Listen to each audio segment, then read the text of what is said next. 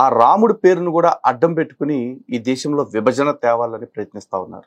కానీ ఆమె జీవితంలో చేసిన పొరపాటు ఏంటంటే బోని కపూర్ని పెళ్లి చేసుకోవడం. అంటే ఇప్పుడు నిన్ను అడిగి నువ్వు చెప్పిన వాళ్ళని పెళ్లి చేసుకుని ఉంటే బాగుండేదేమో, తప్పు చేసినట్టు అయి ఉండేది కాదు కదా. నా దృష్టిలో, మన దృష్టిలో మనకి రావణాసురుడు దేవుడు, రాముడు కాదు. ఇది నీకు ఒకవేళ రావణాసురుడు దేవుడైతే నీ భర్త రావణాసురుడిగా ఉండాలని, నీ బిడ్డ రావణాసురుడిగా పెరగాలని నువ్వు కోరుకుంటే కోరుకో. When rape is inevitable, enjoy it అని నేర్పే అంత దిక్కుమాల సంస్కృతి, అంత నికృష్టపు మనుషులు. ఇది వాస్తవం, నేను చెప్పేది వాస్తవం. ఇది నేను చెప్పేదంతా వాస్తవం. అంటే వాల్మీకి రాసింది వాస్తవం కాదు, కృష్ణకుమారి వాగింది వాస్తవం, అంతేనా? మరి ఒక నార్త్ ఇండియన్ రాసిన రాజ్యాంగాన్ని నేను ఎలా అనుసరిస్తా అని కూడా మాట్లాడండి.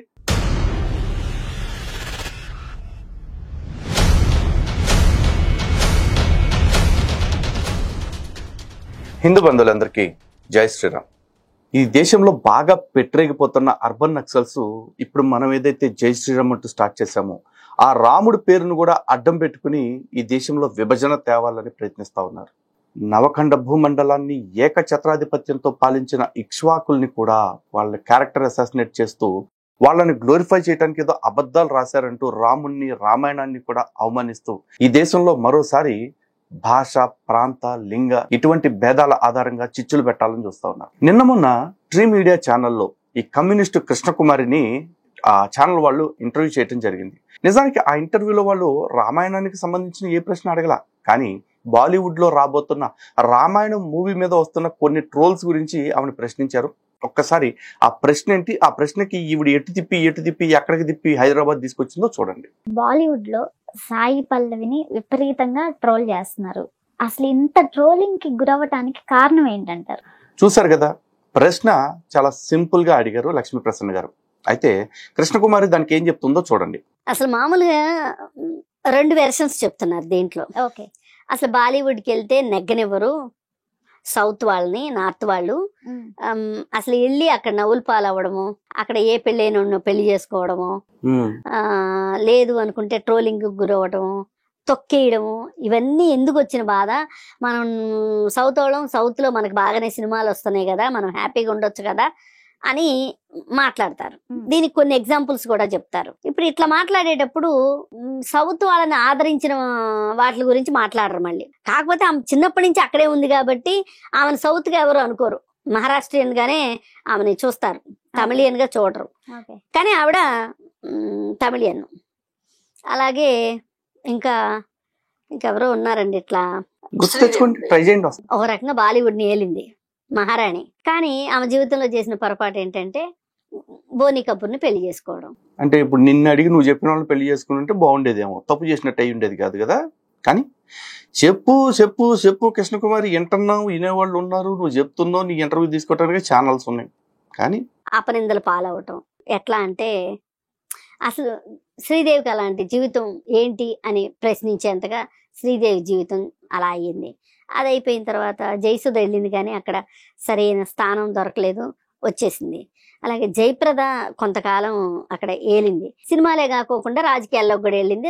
చాలా లాగ్ ఉంటుంది, కానీ వినాల్సిందే తప్పదు. ఎందుకంటే దేశద్రోహం చేస్తా ఉన్నారు వీళ్ళు, దేశంలో వైషమ్యాలు పెంచాలని చూస్తా ఉన్నారు. మరి వాళ్ళ గురించి మనం చెప్పాలిగా. పెద్ద లేదు. అలాగే అసిన్ వెళ్ళింది, ఏమీ లేదు. ఇట్లా చాలా ఉన్నాయి ఎగ్జాంపుల్స్. అసలు అడ్రస్ లేకుండా పోయిన వాళ్ళు చాలా మంది ఉన్నారు. ఆ ఉద్దేశంతో ఈవిడ అసలు సైన్ చేయగానే ఎందుకు ఇంత పిచ్చి పని చేసింది సాయి పల్లవి? అసలు బాలీవుడ్కి వెళ్ళడం ఏంటి? అసలు బాలీవుడ్ లో ఈ అమ్మాయికి సరైన స్థానాన్ని ఉంచుతారా లేదా అని అనుకునేటంతగా చాలా మంది మాట్లాడుకున్నారు. ఇక కథలోకి వస్తే ఇది ఒక ఆస్పెక్ట్. అసలు మెయిన్ ఆస్పెక్ట్ ఆవిడ అడిగింది ఏంటి? సాయి పల్లవి మీద వస్తున్న ట్రోల్స్ గురించి. మరి దాని గురించి ఇప్పుడు దాకా ఏమైనా చెప్పిందా? చెప్పలా. కానీ వాళ్ళు నెగ్గలేకపోయారు, వీళ్ళు నెగ్గలేకపోయారు అనేది సప్రెస్డ్ స్టోరీస్ మాత్రం చెప్పుకొస్తుంది. నిజానికి వీళ్ళు చెప్పేది కూడా ఇదే, ఎందుకంటే విక్టిమ్ కార్డ్స్ చూపిస్తూనే వైషమ్యాలు పెంచడం వీళ్ళ టాలెంట్. కానీ అదే బాలీవుడ్కి వెళ్ళి సూపర్ సక్సెస్ అయిన వాళ్ళు చాలా మంది ఉన్నారు. అంతెందుకు, ఐశ్వర్యరాయ్ కన్నడిగా, అలాగే దీపికా పడుకోన్ ఇప్పుడు సూపర్ స్టార్, టాప్ స్టార్ ఆవిడ కర్ణాటక ఆవిడే. అంతెందుకు, నిన్న మొన్న బాలీవుడ్కి వెళ్ళి ఇప్పుడు ఒక ఊపేస్తా ఉంది రష్మిక మందన, ఆవిడది బెంగళూరే. మరి వీళ్ళందరి గురించి మాట్లాడిద్దా? లేదు. అప్పుడెప్పుడు అవుట్డేట్ అయిపోయిన జయప్రద గారి గురించి, జయసుధ గారి గురించి, వీళ్ళ గురించి మాట్లాడింది. ఇప్పుడు సూపర్ సక్సెస్ అవుతున్న వాళ్ళ గురించి ఒక్క ముక్కన్నా చెప్పిందా? నిజానికి సినిమా నాకు కన్సర్న్ కాదు. సినిమా వాళ్ళ గురించి మాట్లాడటం, వాళ్ళని ఎంటర్టైన్ చేయటం, లేకపోతే వాళ్ళని వెనకేసుకురావటం కూడా నా పని కాదు. కానీ ఈవిడ అన్న మాటకి సౌత్ వర్సెస్ నార్త్ అంటూ మాట్లాడుతుంది కాబట్టి కాసేపు మాట్లాడుకుందాం. ఇదే సౌత్ నుంచి వెళ్ళి బాలీవుడ్ మొత్తాన్ని షేక్ ఆడిస్తుంది ఎవరు? ఏఆర్ రెహమాన్. మతం ఏదైనా కానీ సౌతోడే కదా. మరి సౌతోడిని తొక్కి పాడదొద్దాం అని అక్కడ అనుకోలేదే. ఈ సౌతోడికే ఆస్కార్లు ఇప్పించారు, ఈ సౌతోడికే పెద్ద పెద్ద అవకాశాలు ఇచ్చారు. ఈ సౌతోడి మ్యూజిక్ కొడితేనే సినిమాలు చేస్తామనే హీరోలు ఇప్పటికీ ఉన్నారు. మరి వేరే సౌత్, వేరే నార్త్ కృష్ణకుమారి. ఓకే, ఇంకేం చెప్పొద్దో చూద్దాం. స్టోరీలోకి వెళ్తే ఏం ఆలోచించారంటే అక్కడ రామాయణం థీమ్ లో తీసుకున్నారు. దానిలో రావణాసురుడు, రాముడు, సీత, మండోదరి ఇవన్నీ క్యారెక్టర్స్ బిల్డప్ చేశారు. ఇప్పుడు రాముడు క్యారెక్టర్ రణబీర్ కపూర్కి ఇచ్చారు, సీత క్యారెక్టర్ సాయి పల్లవికి ఇచ్చారు. రావణాసురుడు ఎవరో చెప్పట్లేదు కానీ రావణాసురుడి భార్య మండోదరి క్యారెక్టర్ మటుకు కాజల్ అగర్వాల్కి ఇచ్చారు. అయితే పేచీ అంతా ఇక్కడ వచ్చింది. ఏంటంటే వాళ్ళ దృష్టిలో కాజల్ అగర్వాల్ చాలా అందమైంది, ఎందుకంటే నార్త్ ఆవిడ కాబట్టి. అంత అందమైన భార్య ఉండగా రావణాసురుడు. అబ్బో, నీ జోగ్రఫీ నాలెడ్జ్ మామూలుగా లేదుగా. ఎటు కాజల్ నార్త్ ఇండియన్నా? ఆహా, మరి కాజల్ది ముంబై అని చెప్పి చదివానే మహారాష్ట్రలో. బట్ మహారాష్ట్ర అటు నార్త్ కాదు, ఇటు సౌత్ కాదు, అది వెస్ట్ ఇండియా కింద వస్తుంది. అంటే వెస్టర్న్ పార్ట్ ఆఫ్ ఇండియా కింద వస్తుంది. మరి నార్త్ ఇండియా వాళ్ళకి వెస్ట్ మీదను ఈస్ట్ మీద కూడా బాగా ప్రేమ ఉంది, ఒక సౌత్ మీద తప్ప. ఇదేగా నువ్వు చెప్పాలనుకునేది? ఓ అంతేలే. ఇప్పుడు నార్త్ సౌత్ ఫీలింగ్స్ ఎంత రెచ్చగొడుతున్నా ఈవిడ. సరే, దాని గురించి కూడా మాట్లాడతారు. కానీ ఈ అందవిహీనురాలైన సాయి పల్లవి వెంట పడటం ఏంటి అని ఇప్పుడు వస్తున్న ట్రోలింగ్. అయితే అసలు ఈ ట్రోలింగ్ లోనే వాస్తవం లేదు. అసలు ఈ ట్రోలింగ్ లో వాస్తవం లేదు. మరి వాస్తవం లేకుండా వాగే దాని గురించే ట్రోలింగ్ అంటారు. వాస్తవాలు ఉంటే దాన్ని ట్రెండింగ్ అంటారు, ట్రోలింగ్ అంటారు. రామాయణాన్ని ఏం నేర్చుకున్నారో, రామాయణాన్ని అంటే చాలా రామాయణాలు ఉన్నాయంటలేండి, రకరకాల రామాయణాలు, ఒక రామాయణమే లేదంట. మాకు తెలియదండి, మీరు నేర్చుకుంటాం. కాకపోతే గీతా ప్రెస్ వాళ్ళు ప్రింట్ చేసిన రామాయణమే ఒక ప్రాతిపదికగా తీసుకుంటారు, వాల్మీకి రామాయణం. మిగతా వాటిని పెద్దగా లెక్క చేయరు. అయితే ఏది ఏమైనా ఇక్కడ ఎవరి క్యారెక్టర్ ని హననం చేశారు అంటే రావణాసురుడి క్యారెక్టర్ ని హననం చేశారు. నా బాధ అది. నీ బాధ ఏంటని ఆవిడ అడగలేదు కదా. ఆవిడ అడిగిన ప్రశ్న ఏంటి? సాయి పల్లవి మీద ఈ విధంగా ట్రోలింగ్ నడుస్తుంది, దాని గురించి మాట్లాడు అని చెప్పేసి అడిగారు. నువ్వు అది చెప్పకుండా నా బాధ ఇది అని చెప్పి కొట్టుకుంటావు ఎందుకు? అదే తప్పట్లేట్లా, నా బాధ ఇది అని ఎందుకు కొట్టుకుంటున్నావు? అసలు విషయం చెప్పాలి. ఇప్పుడు ఇక్కడ నా దృష్టిలో కాజల్ అగర్వాల్, సాయి పల్లవి వీళ్ళందరూ ఎగిరిపోయారు. నా దృష్టిలో, మన దృష్టిలో మనకి రావణాసురుడు దేవుడు, రాముడు కాదు. ఇది నీకు చెప్పు. ఆవిడను కూడా ఎందుకు కలుపుకొని మన దృష్టిలో అంటున్నావు? మన ముష్టి దృష్టిలో అన్ని సమాజానికి అవసరం లేదు. ఎవరు వ్యక్తిగతంగా వాళ్ళకు ఉండే చెప్పుకోవచ్చు. నీకు ఒకవేళ రావణాసురుడు దేవుడైతే నీ భర్త రావణాసురుడిగా ఉండాలని, నీ బిడ్డ రావణాసురుడిగా పెరగాలని నువ్వు కోరుకుంటే కోరుకో, దాన్ని ఎవడు తప్పు పట్టట్లా. కానీ మన అని కలిపి మాట్లాడుద్దాము. మనం అర్థం చేసుకోవాలి. ఎలా అంటారు? మనం అందరం ద్రవిడులు అండి, సౌత్ ఇండియన్స్వి. మన సౌత్ ఇండియన్స్ కి మన దేవుడు ఎవరు అంటే రావణాసురుడు, రాముడు కాదు. నార్త్ వాళ్ళ దేవుడు రాముడు. అందుకని ఆ రాముడిని దేవుడిగా చేసి రాముడికి మన ఊర్లో పుట్టాడు కాబట్టి, మన ఊరోడు కాబట్టి ఆయన దేవుడని, మన ఊళ్ళో పుట్టలేదు కాబట్టి ఇంకో నువ్వు రాక్షసుడిని, దేవుడు కాకపోతాడని ఇలా మాట్లాడకూడదు కృష్ణకుమారి. నువ్వు ఇంత బొప్పివైతే, చిన్న పిల్లవైతే నీకు ఏదో ఒకటి కొట్టో తిట్టో చెప్తాం. కానీ ఏజ్ ఎంత ఉంటుంది? ఇట్లా మాట్లాడకూడదు ప్లీజ్. రాముడి గొప్పతనాలు చూపించేసేసి రాముడే గెలిచాడని చెప్పి రకరకాల పుక్కిటి పురాణాలు పుట్టించారు. కానీ అసలు రాజు రావణాసురుడు. అసలు సౌత్ కే కాదు, దేశం మొత్తానికి రాజు రావణాసురుడు. ఓ, ఇప్పుడేమో సౌత్ లో పుట్టాడు కాబట్టి ఇంకో మాట ఏముంటుంది? ఇలా పుక్కిటి పురాణాలు పుట్టించారు. అసలు నిజానికి చూసుకుంటే రావణాసురుడు రాజు. మొత్తానికి కృష్ణకుమారి ఒక క్వశ్చన్ చెప్పాలి. ఎవడైతే నికృష్టపు ముండా కొడుకులు కొంతమంది అసలు రామాయణం అంతా ఫేకు, జరగలేదు అంటారు. అలాంటి వాటితో పాటు కొంతమంది రాముడి చరిత్ర భారతదేశానికి సంబంధమే లేదు, రాముడు భారతదేశంలో పుట్టనే లేదు మాట్లాడతారు. అలాంటి వాళ్ళందరికీ కూడా నీ మాటలు ఒక చెంపపెట్టు. ఎందుకంటే నువ్వేమంటున్నావు? రామాయణం జరిగింది, కానీ వాల్మీకి రామాయణంలో రాయబడ్డట్టుగా కాదు అంటున్నావు. సో రాముడు ఉన్నాడు, సీతమ్మ ఉంది, రావణాసురుడు ఉన్నాడు. ఇక్కడికి మాత్రం లాక్ చేసుకో కాసేపు, మిగతా తరహా మాడదాం. అయితే ఆర్యులు దండెత్తి వచ్చినప్పుడు వేరే వాళ్ళు మన దేశంలోకి దండెత్తి వచ్చి ద్రవిడుల్ని నెట్టుకుంటా ఆక్రమించుకుంటా జయించుకుంటా వచ్చి ఇక్కడ అక్కడున్న ద్రవిడులందరినీ జయించేసిన తర్వాత సౌత్ దగ్గరకు వచ్చారు. ఈ సౌత్ లో రావణాసురుడు ఉన్నాడు. రావణాసురుడిని గెలవటం ఎట్లా, అందుకోసం అని చెప్పి ఈ అడవుల్లోకి తెల్లగా ఉండే రాముడు రంగు మార్చుకొని అడవుల్లోకి వచ్చి ఇక్కడ పేచీలు పెట్టుకొని పిచ్చి పంచాయతీలు చేసుకొని రావణాసురుడి చెల్లెలు శూర్పణఖని తోటి తగాదా వచ్చేటట్లు చేసుకొని, అంటే రావణాసురుణ్ణి యుద్ధంలోకి దించడం కోసం శూర్పణఖ ముక్కు చెవులు కోసి పంపిస్తే అప్పుడు సరే, అప్పుడేంటో మళ్ళీ మాట్లాడదాం. ఇప్పుడు దాకా మాట్లాడుకుందాం ఓసారి. ఇప్పుడు రావణాసురుడిని నెట్టుకుంటా వస్తే సౌత్ లో రావణాసురుడు ఉన్నాడా? రావణాసురుడు సౌత్ లో లేడమ్మా. రావణాసురుడు కింద ఎక్కడో లంకలో ఉన్నాడు, మన భారతదేశపు భూభాగం మీద లేడు. ఎందుకంటే ఇక్కడ మనం ద్రావిడులం అని చెప్పేసి అంటున్నావు కదా. మన ప్రాంతానికి ద్రావిడ భూమి అని పేరు రావటానికి కారణమే ఉన్న సముద్రాన్ని 3 భాగాలుగా ఈ భూమి విభజిస్తుంది కాబట్టి. త్రైవిడ అంటే ఒక సముద్రాన్ని 3 భాగాలుగా విభజిస్తుంది కాబట్టి అది త్రైవిడ భూమి. అలాగే కాలక్రమేణా ద్రావిడ భూమి అయ్యింది. అంతేగాని ఇక్కడ మనం పుట్టాం కాబట్టి మనం ద్రావిడులం కాదు. ఈ భూభాగానికి పేరు ద్రావిడ. ఆర్య అనగానే ఉత్తర భారతదేశం భూభాగానికి పేరు కాదు. అక్కడ ఎక్కడైతే శ్రేష్టమైన వ్యక్తులు ఉంటారో వాళ్ళందరినీ ఆర్యులు అనే అన్నారు. ఎందుకంటే వేదం ప్రకారం, అంటే నువ్వు చెప్పే ప్రకారం నార్త్ ఇండియాలో వాళ్ళు మాత్రమే ఆర్యులు, లేదా నార్త్ ఇండియా మీదకి మొట్టమొదటిగా దండయాత్ర చేసుకొచ్చిన వాళ్ళు ఆర్యులు అయితే గనక, ఈ భూభాగం మీద ఉండే వాళ్ళు ద్రావిడులు ఆర్యులు కాదు అనుకుంటే గనక, వేదం ఒక మాట చెప్తుంది, కృణ్వంతో విశ్వమార్యాం అని చెప్పేసి. అంటే ఈ విశ్వమంతటిని ఆర్యవంతులుగా తీర్చిదిద్దాలి అని.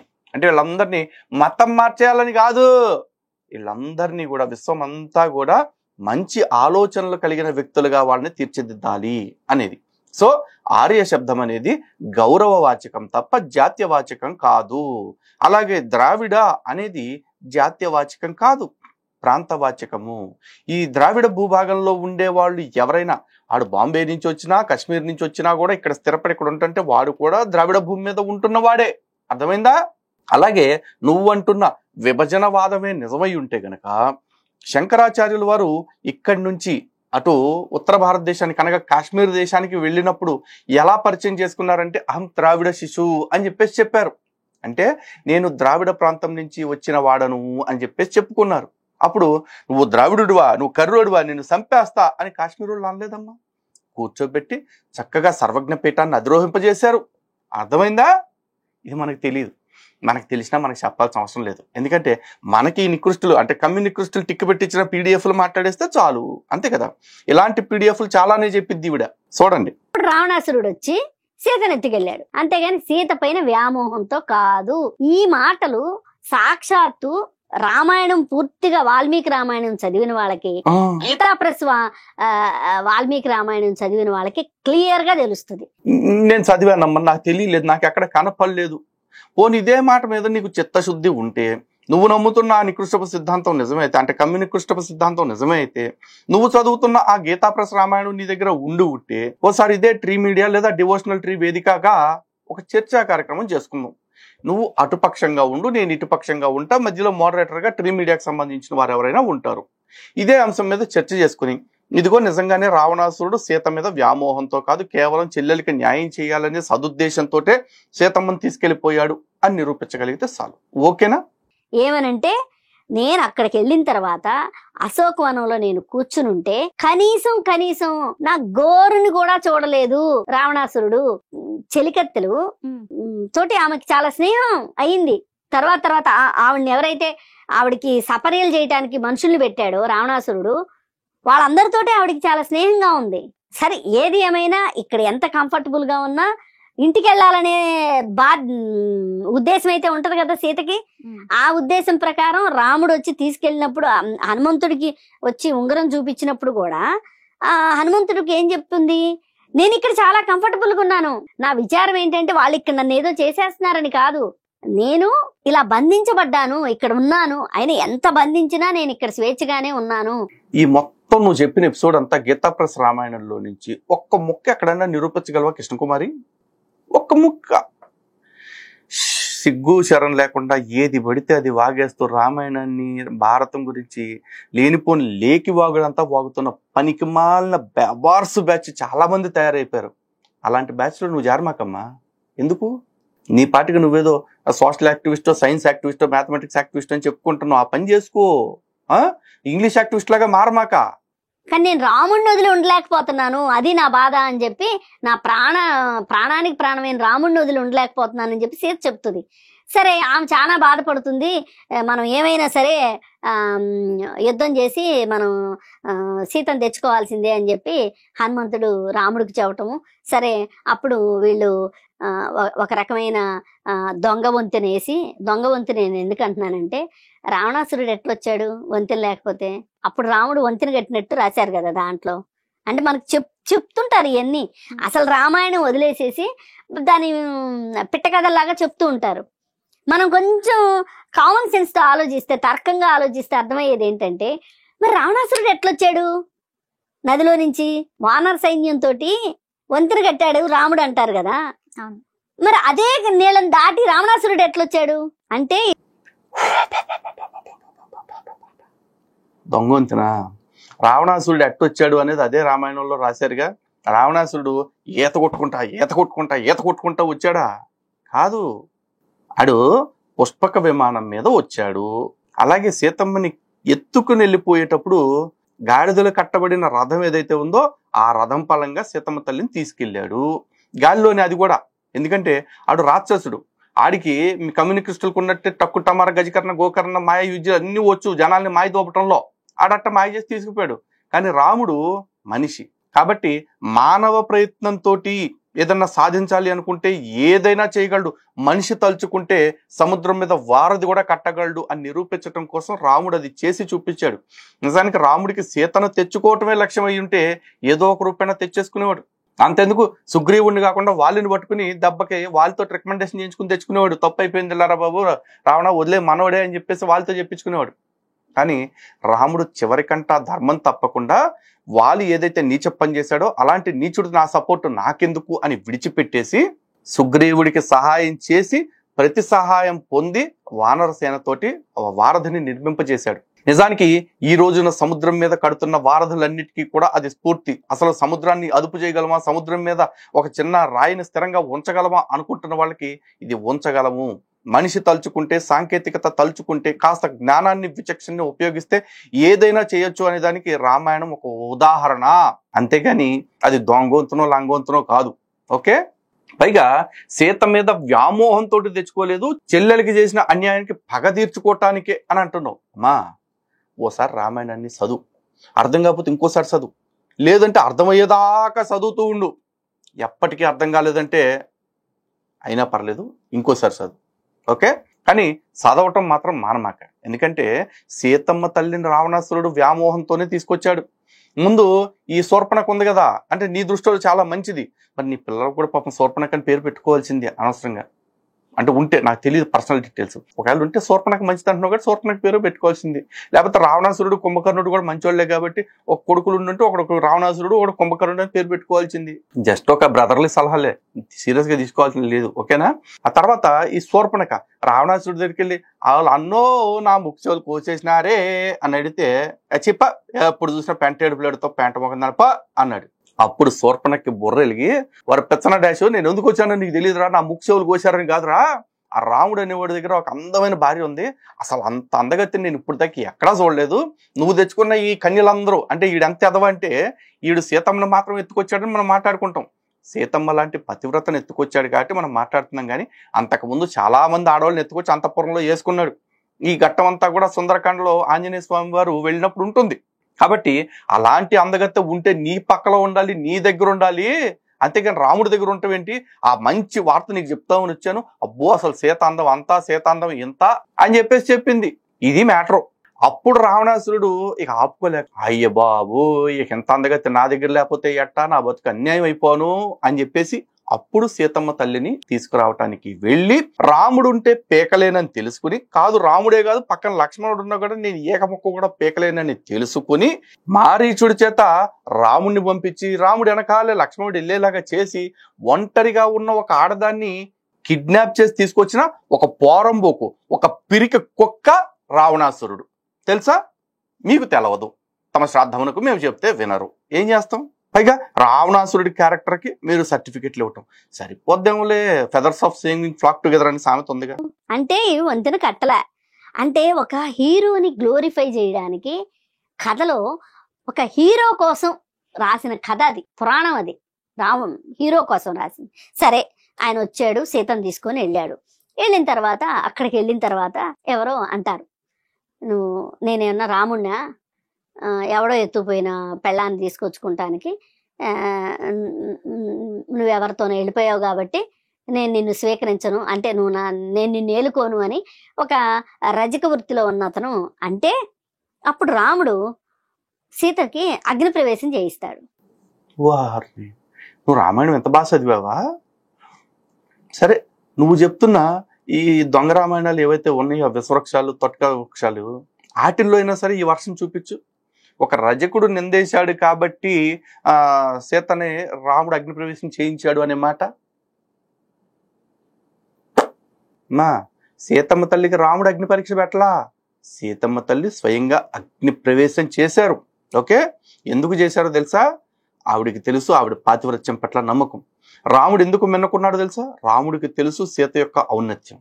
అప్పుడు సీత మాట్లాడిన మాటలు ఆ గీతా ప్రెస్ రామాయణాన్ని గనక చదివితే గనక మనకు అర్థం అవుతుంది. ఎందుకంటే రావణాసురుడు ఎన్ని రెట్లు నా గోరును కూడా తాకలేదు, నా చుట్టుపక్కలకే రాలేదు, నా సంతోషం కోసం మనుషుల్ని పెట్టాడు, నన్ను ఎంటర్టైన్ చేయటానికి, నాకు సపర్యలు చేయటానికి మనుషుల్ని పెట్టాడు. ఇంకా నయం స్టార్ స్పోర్ట్స్ కూడా పెట్టించాడు అప్పట్లో, నేను చెప్పలేదు. పైగా మళ్ళీ దీనికి ఈ గీతా ప్రెస్ చదివితే తెలుస్తుందంట. మరి నువ్వే రోత ప్రెస్ చదివావో నాకు తెలియదమ్మా. గీతా ప్రెస్ అయితే ఇలాగ లేదు, ఉండదు. ఉంటే దాన్ని గీతా ప్రెస్ అని మేమే అనము. పైగా రావణాసురుడు ఎంటర్టైన్మెంట్ చేపించాడంట, చుట్టూ మనుషుల్ని పెట్టాడంటే. అమ్మ బాబోయ్, సీతమ్మ తల్లి సంవత్సరం పాటు లంకలో ఉన్నంత కాలం ముద్ద నోట్లో పెట్టలేదు, చుక్క నీరు తాగలేదు, ఒంటి మీద ఉన్న వస్త్రాన్ని కూడా మార్చలేదు. అలాగే రావణాసురుడు సీతమ్మ తల్లి గోరుని కూడా చూడలేదంటే రావణాసురుడు గొప్పతనం కాదమ్మా, సీతమ్మ తల్లి గొప్పతనం. ఎప్పుడు రావణాసురుడు వచ్చినా తను అదే భంగిమలో కూర్చొని ఉన్నారు. అంతేకాదు, ఆ దిక్కుమాల ముండా కొడుకుని ఒక గడ్డిపోచ అడ్డం పెట్టుకుని, ఒరే నీ బతికిదిరా ఓ 10 తలల పురుగా అని గడ్డిపోచను చూస్తూ మాట్లాడింది ఆవిడ. సంవత్సర కాలంలో రావణాసురుడు మొఖం ఎట్టా ఉంటుందో ఆ తల్లికి తెలియదు.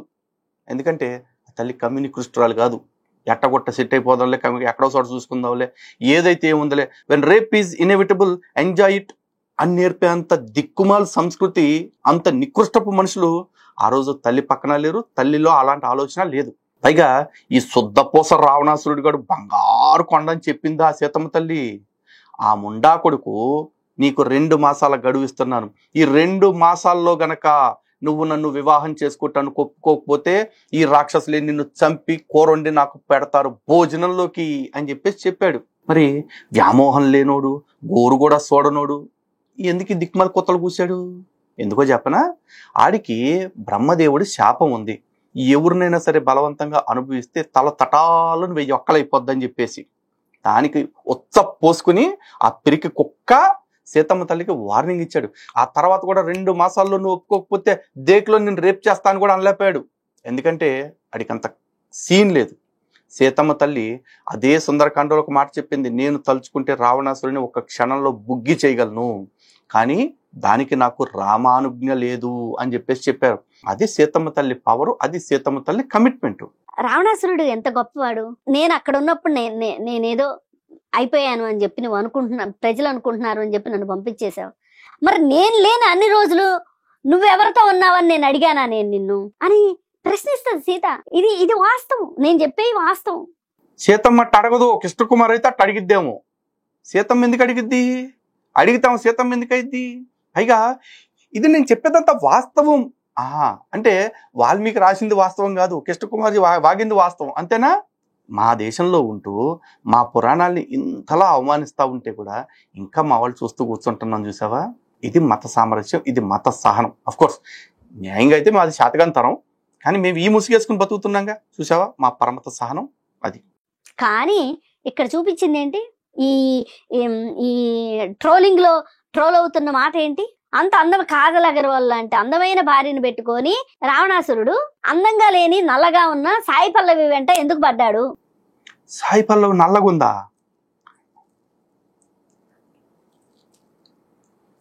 కొంచెమన్నా చెప్పే. ఇదే కదా ప్రశ్న. ఇక్కడ చూడండి, ఏంటి 14 నిమిషాల వీడియోలో ఆవిడ 10 seconds లో క్వశ్చన్ అడిగితే 9 నిమిషాలు నువ్వు ఏదేదో చెప్పి ఇదే కదా ప్రశ్న ఇప్పుడు వచ్చావా? ఇక్కడ చూడండి, క్లియర్ గా నార్త్ సౌత్ విభేదం కనిపిస్తుంది. అమ్మాయి సౌత్ అమ్మాయి కాబట్టే కదా అందంగా లేదు అంటున్నారు. అసలు కాజల్ అగర్వాల్కి తెల్లతోలు తప్పితే ఏముందండి, యాక్షన్ ఏముందండి? వాళ్ళ పొగరే అది, నార్త్ వాళ్ళ పొగరు. మన సౌత్ వాళ్ళని మీద ఒకసారి వాడెవడో పొలిటీషియన్ కూడా అన్నాడు, అబ్బో సౌత్ వాళ్ళు కంపు కొడతారు, వాళ్ళ వాసన వస్తారు, వాళ్ళకి సరిగా బట్టలు కట్టుకోవడం కూడా రాదు అని చెప్పి పొలిటీషియన్ మాట్లాడాడు. సారీ చెప్పాడు తర్వాత, అది వేరే విషయం. మనం అంటే చాలా చిన్న చూపు ఉంది సౌత్ వాళ్ళు అంటే. ఏదేమైనా ఇక్కడ 2 విషయాలు నేను కాంట్రడిక్ట్ చేస్తున్నా. ఒకటి, సౌత్ వాళ్ళని ఇలా చిన్న చూపు చూడటం, ట్రోల్ చేయడం ఒకటి.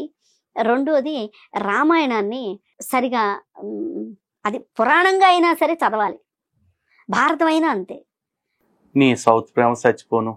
సౌత్ మీద అంత ప్రేమ ఉన్నప్పుడు నార్త్ వాడు సౌత్ వాడిని తిట్టుకుంటున్నాడు ఆడవటం ఎందుకు? నిన్న మొన్న ఇప్పుడు మన సౌత్ వాళ్ళు ఏమో తిన్నగా చచ్చామా? ఆల్మట్టి నీళ్ళ కోసం కర్ణాటక వాళ్ళతో తెలుగు వాళ్ళకి గొడవ. ఓకే, బాబ్లీ గురించి మహారాష్ట్ర వాళ్ళతో తెలంగాణకి గొడవ. అవునా? ముళ్ళపెరియార్ డ్యామ్ గురించి కేరళ వాడికి తమిళనాడు వాడికి గొడవ. కావేరీ జలాల గురించి తమిళనాడు వాడికి కర్ణాటక వాడికి గొడవ. నిన్న మొన్న పోరంబోకు ప్రకాష్ రాజ్ గడు ఉన్నాడు కదా మీ జతలోడే, ఆడేమో కన్నడ భాషను అవమానించేసి తమిళ భాష గొప్పదని చెప్పేసి ఆడిసించుకుంటాడు. ఈ తమిళనాడు వాళ్ళు తెలుగు ప్రాచీన భాష కాదు, తమిళే గొప్ప భాష, మా తోపు భాష అని చెప్పేసి ఆలోచించుకుంటా మనం అవమానించేస్తారు. సౌత్ వాళ్ళందరూ సవ్యంగా ఉన్నామా? సౌత్ వాళ్ళకి అసలు ఒకరి పట్ల ఒకరికి ద్వేషం లేదా? పోనీ మనం ఏమన్నా తిన్నగా చచ్చామా? నీది ఆ ప్రాంతం, నీది ఈ ప్రాంతం, నీది ఆ యాస, నాది ఈ యాస అని కొట్టు చావట్లే ఇక్కడ కూడా. మరి ఇదంతా ఏ ప్రాంతం అని గొడవ? ఆడంటే సౌతోడు నార్తోడు అని కొట్టుకులు ఆడుతున్నారు. పైగా సాయి పల్లవి నల్లగుందన్నావా? కృష్ణకుమారి గారు, మీ సాయి ఏంటో నేను మాట్లాడకూడదు అంటే మీ ఛాయ్ ఏంటో నేను మాట్లాడను, కానీ సాయి పల్లవి నలుపు అంటం ఏదైతే ఉందో దీన్ని మామూలుగా మా వాళ్ళు అయితే వేరే అవయవాలతో అవుతారు తెలుసా. అక్కడ కంపారిజన్ మేమర్స్ చేసుకుంటున్నారు. మేమర్స్ అంటేనే ఎప్పుడు ఏదో ఒక దాని మీద ఫన్ రైజ్ చేసుకుంటా ఉంటారు. ఆ ఫన్ రైజ్ చేసుకున్న వాళ్ళని నచ్చలేదంటే ఇది నచ్చలేదరా బాబు అని చెప్పేసాను. కానీ మేమర్స్ చేసే మీమ్లోంచి కూడా జాతి, భాష, లింగ, ప్రాంత వివక్షలు తీసుకొచ్చి విద్వేషాలను పెంచి విడిపోయేలాగా చేయాలనుకోవటం ఎంతవరకు కరెక్ట్? అసలు కోర్స్ కరెక్ట్ అంటే ఈ కాంగ్రెస్, కమ్యూనిస్ట్, ఈ బ్యాచ్ అందరూ చేస్తుంది అదే. ఇప్పుడు భారతదేశాన్ని ఎన్ని ముక్కలుగా వీలైతే అన్ని ముక్కలుగా, ఎన్ని వైషమ్యాలు వీలైతే అన్ని వైషమ్యాలుగా పెట్టేసి విభజించేస్తే, ఇప్పుడు నరేంద్ర మోడీ చెప్తున్న 1 ఇండియా, లేకపోతే 1 నేషన్ 1 పెన్షన్, 1 నేషన్ 1 రేషన్, లేకపోతే మేక్ ఇన్ ఇండియా, ఇట్లాంటి అన్నిటి పట్ల కూడా ఒకరి మీద ఒకరికి విద్వేషాలు వచ్చేసి కొట్టుకు చచ్చిపోతూ ఉంటారు. మనం ఇట్లా ఎప్పటికీ అభివృద్ధిలోకి పోకుండా ఉంటామని చెప్పేసి వీళ్ళు ప్లాన్లు వేస్తున్నారు. అయితే వీళ్ళ ప్లాన్లు, వీళ్ళ నెరేటివ్స్ని ఎప్పటికప్పుడు బ్రేక్ చేయడానికి మా బుట్టోళ్ళు కూడా ఉంటారుగా మరి కదా. ఎందుకంటే ఈవిడ అంటుంది రాముడు చెడ్డోడు, రావణాసురుడు గొప్పోడు. ఈ మాట రాముడు సీత ఒప్పుకున్నారు స్వయంగాని. అయితే పురాణాల గురించి ఈవిడ ఒక ఆణిముచ్చ చెప్పింది ఏంటండి, పురాణాల్లో కూడా ఎన్నో వేల క్యారెక్టర్లు, ఒక క్యారెక్టర్ ఎప్పుడు దగ్గర అవుతారో, ఎప్పుడు దూరం అవుతారో, మళ్ళీ ఎవరు వచ్చి చేరతారో తెలియనంత పుస్తకాలు మన దగ్గర ఉన్నాయి, పురాణాలు. వాటి నుంచి మనం నేర్చుకోవాలి నీతి ఏంటి. ఇప్పుడు భగవద్గీత ఉంది, కృష్ణుడు అర్జునుడికి కర్తవ్య బోధన చేస్తాడు. ఇప్పుడు దారికి వచ్చింది చూసారా. పురాణాల నుంచి నీతి నేర్చుకోవాలి, మనకు నచ్చింది రాసుకుని మార్చుకోకూడదు. అలాగే రావణాసురుడు అనే శాండాళుడు పరదారాపహరణము అనే ఒక నీచ బుద్ధి వల్ల ఎంత పెద్ద రాజ్యం కలిగినా, ఎంత తపస్సు కలిగినా సర్వనాశనం అయిపోయాడు. ఇది చెప్పాలి. అలాగే రాముడు ఎంత కష్టాలు వచ్చినా సరే ధర్మబద్ధంగానే యుద్ధం చేశాడు తప్ప తన అవసరం తీరితే చాలనుకుని అధర్మం వైపు ఆకర్షితుడు అవ్వలేదు, అధర్మానికి తావివ్వలేదు. అలాగే రాజ్యాలు పోయి అడవుల్లోకి వచ్చిన భర్తను అనుగమించిందే తప్ప సీతమ్మ తల్లి మంచి రాజు దొరికాడు కదా అని చెప్పేసి రావణాసుడితో వెళ్ళిపోలా. అర్థమైందా? ఇది నేర్చుకోవాల్సిన నీతి. మనం నమ్మిన వాళ్ళ పట్ల, మనల్ని నమ్మిన వాళ్ళ పట్ల మనం చాలా కమిట్మెంట్ తోటి ఉండాలి అని ఆంజనేయ స్వామి వారి దాసభక్తిని చూసి నేర్చుకోవాలి. ఇలా రామాయణంలో, మహాభారతంలో ఉన్న ప్రతి పాత్ర నుంచి ఏదో ఒక నీతిని నేర్చుకోవాలి. కొన్ని పొందగలిగినవైతే కొన్ని విడిచిపెట్టదగినవి. ఇలా చేయాలి. అంతేగాని ఏది పడితే అది రాసేసుకుని ఇప్పుడు మనం ప్రాంతాల మధ్య వైషమ్యాలు పెట్టాలి కాబట్టి మనకు నచ్చినట్టుగా కొద్ది కథ మార్చేసుకుందాం. ఇది ద్రావిడ అందం, అది ఆర్య అందం, ఇంకోటి బోరి అందం, ఏది పడితే అది మాట్లాడేకూడదు. కృష్ణకుమారి, ఇప్పటికైనా ఈ వీడియో చూసి కాస్త ఆలోచించి మాట్లాడతామని నమ్ముతా ఉన్నా. అలాగే నార్త్ సౌత్ అంటున్నావు కదా, ఫస్ట్ ఒకవేళ మీకు నార్త్ పట్ల అంత ద్వేషం ఉంటే మీరు ఆ సోనియా గాంధీ, రాహుల్ గాంధీ నాయకత్వాన్ని పక్కకు దోసేయండి. ఎందుకంటే వాళ్ళు నార్త్ వాళ్ళు, మనకు అక్కర్లా. ఓకే, మేమంటే ఈ ఏక భారత్ అనుకునే వాళ్ళం కాబట్టి మాకు ఏ భేదం లేదు కాబట్టి మేము అందరినీ గొప్పోళ్ళు అనుకుంటాం. నరేంద్ర మోడీ గారిని ఇట్లాంటి వాళ్ళని కూడా నమ్ముతాం మేము. అలాగే నీ దృష్టిలో ఒకవేళ మహారాష్ట్ర అంటే కాజల్ పుట్టింది మహారాష్ట్ర, మా కాజల్ నార్త్ ఇండియన్ అయితే అంబేద్కర్ గారు కూడా నార్త్ ఇండియన్, మరి ఒక నార్త్ ఇండియన్ రాసిన రాజ్యాంగాన్ని నేను ఎలా అనుసరిస్తా అని కూడా మాట్లాడండి. నార్త్ ఇండియన్స్ రాసిన రామాయణం నచ్చినప్పుడు, భారతం నచ్చినప్పుడు నార్త్ ఇండియన్స్ రాసిన రాజ్యాంగం మాత్రం మీకు ఎట్ట నచ్చుతుంది? కుదరదు. కాబట్టి అన్నిట్లో మార్చుకోవాలి. మార్చుకుంటామని ఆశిస్తున్నాను. వీలైతే ఈ అంశం మీద చర్చకు వస్తామని కూడా నమ్ముతున్నాను. ఓకే, హిందూ బంధువులారా, చూడండి ఈ అర్బన్ నక్సల్స్, కమ్యూనిస్టులు ఎలాంటి ప్లాన్స్తో ఉంటారో, హిందూ సమాజాన్ని ఎలా చేల్చాలనుకుంటారో, మన మీద మనకే ఎంత విష ప్రచారాన్ని, విద్వేషాన్ని నూరిపోస్తారో చూడండి. అర్థమైందా? ఇటువంటి కుట్రల్ని బ్రేక్ చేయడానికి, వాటి నుంచి హిందూ సమాజాన్ని కాపాడటానికి మా వంతు పోరాటం మేము ఎప్పుడూ చేస్తూనే ఉంటాం. జై శ్రీరామ్, భారత్ మాతకి జై.